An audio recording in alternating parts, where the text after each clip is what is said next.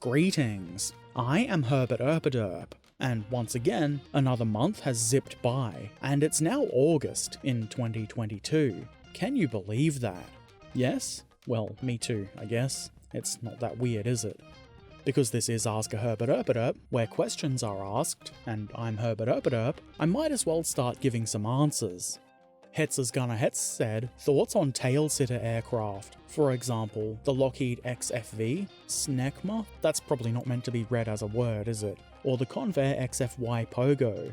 As the name implies, they take off and land on their tail, before tilting horizontally for forward flight. They also tend to be quite bizarre. There was a couple of pictures included here that I've not shown, and they really do look quite bizarre, in an interesting way of course. I don't know much about these kind of planes, but the idea is very weird and pretty cool to see. Very creative. I guess though it doesn't quite work out to be practical, otherwise they'd be a bit more common, wouldn't they? From a modelling perspective, they're definitely an interesting topic. I'm not sure that I've seen many kits for them, but then I haven't really looked for them either. But maybe I'll get one for myself sometime. Trakan Beluvic said, who is the most infamous Australian to you, dead or alive?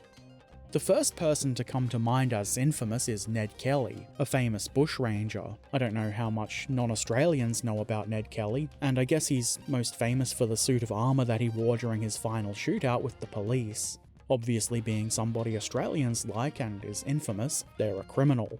I guess Chopper Read is also another infamous person. Again, a criminal. It's kinda weird how Aussies do that. I can't really think of anybody else that might be considered infamous, and especially not for better reasons. Spanish Boy said, the blue pill or red pill? I guess if you're referring to the Matrix, the red pill is probably better, though I guess, as the youth say, ignorance is bliss, or something. I think I would choose red. I do like the colour red more as well. Unfortunately though, morons have co-opted the red pill or various other colour pill thing, and in that case, neither. The whole thing is tiresome and stupid. Hetz's Gunner Hetz said, what was a television plot not picked up as a series, but you think should have? Korgoth of Barbaria was a notable example, as Adult Swim cancelled the potential series during pre-production due to high production costs. I can't think of any shows that I've seen the pilot of that weren't also subsequently made into at least one season. I don't really pay that much attention to TV shows in general. I don't even know how one goes about seeing a pilot. You go to the airport, Herbert! Ha ha ha! That British model guy said, what are your tips for surviving high temperatures? As a Brit, I'm clinically unprepared. I do like the mental image of being clinically diagnosed as unprepared, though I guess that's probably just a typo of chronically unprepared. I assume air conditioning is uncommon and probably kind of expensive there, but I would suggest air conditioning. That's what I do. If you can't do that, fans are also a good idea. Circulating even warm air is better than not. Wearing appropriate clothing is also a good idea. It's probably obvious. Also, adequate hydration is important. That's probably also obvious, but something a bit less obvious, maybe, is avoid alcohol or anything sugary. They'll just make dehydration worse. I guess, if you can, do anything that requires physical effort, like mowing the grass or whatever, early or late in the day, and stay out of the sun. Again, that's probably a bit obvious. When it's not winter here, for example, I try to do my voice recording very early in the morning when it's the coolest. I'm not sure if this one is really true, but if you keep your curtains closed through the day, assuming they block a lot of light, to me, it feels like the house is a bit cooler. I guess I don't really have a lot of tips, or at least ones that come to mind. It's just kind of something I've dealt with all my life, and I do complain about the heat a lot, but you also just kind of get used to it. And getting used to it is probably good advice. I don't see it getting cooler. The heat sure does suck. Good luck. Hetz's Gunner Hetz said, any plans on painting a pink M3 Lee/Grant? Not currently. I've only got one M3 and I still haven't even put the second run of tracks on that, though obviously never say never. Mr. Themo said, does this look good, and has supplied this image. The sausage looks good. I don't know what the other stuff is, but it kind of looks like scrambled eggs, which I don't like. It is presented pretty well though. Spanish Boy said, what's your favourite uniform used by the Australian military through its years? I don't have one. I don't have a lot of interest in uniforms, and I couldn't identify any uniform or when it was used for Australia or any other nation. And if I do try to research differences in uniforms to paint something or whatever, I usually forget afterwards because remembering things is hard and I'm just not that interested. Trekan Beluvic said, "It's been some time since your last video about 15mm scale stuff. Do you think you'll get in the mood to do some sooner or later?" You are right, but it's not so much a mood thing. I just don't have a lot of 15mm scale stuff in my stash. I do have the Plastic Soldier Company Steyr heavy cars, and I think I've got a set of Flames of War 88mm guns, and maybe one or two other things. I'm thinking about building the heavy cars on stream soon, though I'm not sure exactly when. And I do still want to get the Hungarian 75mm ass Zrinyi, but they're really expensive, and I do want to focus my hobby budget on trains at the moment. Hetz's Gunner Hetz said, "What is your model kit White Whale? A kit you obsessively search for but have a hard time finding?" I don't have one.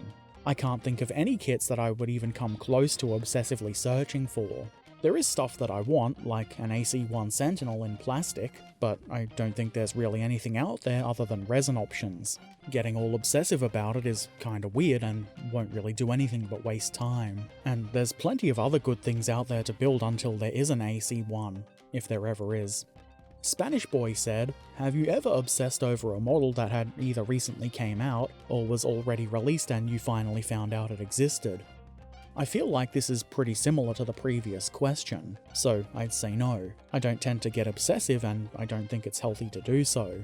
Of course, I am happy to find out stuff that I want exists, and who doesn't like that? Well, maybe the wallet doesn't like that. Trekan Beluvic said, "Photo etch or rubber band tracks?" That's a difficult choice. I don't really want either. I think maybe I'll take the photo etch. Generally, it does result in a better looking model, especially compared with rubber band tracks, and it's not always a pain to work with. I guess rubber band tracks aren't really that much of a pain to work with either, but tracks are a pretty major part of most tanks, so you want them to look good, where photo etch is often just some little details. So I think the tracks have a bigger impact, so I'll take the photo etch. In the YouTube comment section of last month's Ask a Herbert Erpaderp, Martin Gotham said, "What's the weirdest model in your collection, besides the toilet?" Well, I do like weird vehicles and models, but I can't think of any off the top of my head that are exceptionally weird. I guess the Tacon Micranoplan is kind of weird. I haven't built that yet, but I will soon. And I suppose the Christmas Lee I also did is weird, not because it's a Lee, but it's a Christmas tank. Or maybe the mine rollers I did a while ago. They're a bit weird. Nothing else really comes to mind, but I do sometimes forget the things I have, so there might be something super weird packed away in a box or something. I'd obviously have to go through all my videos or look in the boxes to find it though, and I'm way too lazy for that. Anyway, that's all the questions for this month. So, how about we take a look at some of the models that have been shared in the Discord server over the last month or so.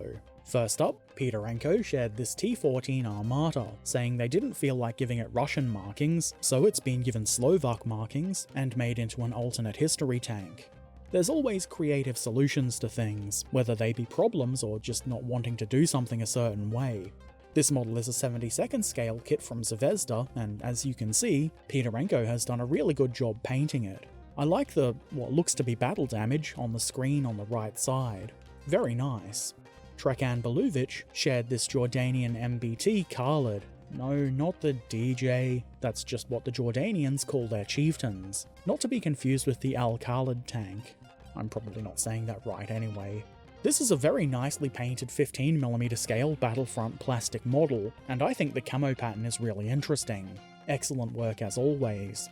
Sneaky Zaku has been working on some trains, and here's a few pictures of the process of making a Thomas the Tank Engine themed 009 gauge Loco look more like the actual engine that it's based on.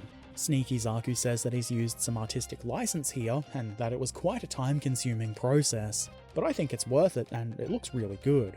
I believe in the last pictures there's a bit of work left to do, but I'm sure you will agree it's quite a transformation. There's just something charming about small narrow gauge engines. Panzer IV medium tank shared this Stompy Boy for their Cadian army. "It's a Sentinel, Herbert!" Stompy Boy. This quite nicely painted beast has been named Buttercup, presumably because it's delicate like a flower. That's gotta be it. Very nice work. And that's it for the modelling this month. As always, there's a ton of good stuff being shared in the modelling channels on Discord, so if you want to see all of it, you'll just have to go over there and look. A very big thank you to everybody who shares their modelling work. It's always inspiring. Also, thanks to those of you who ask questions. And, last but not least, a very big thank you to my patrons. I appreciate you all. Ask a Herbert Erpaderp will return next month, so put any questions you have in the appropriate places, and I'll probably answer them. You can find links to Patreon and all of my other stuff like Discord and social media in the description below. As always, I shall return soon, so until then, be excellent to each other, have a fantastic day, and thanks for watching. Farewell.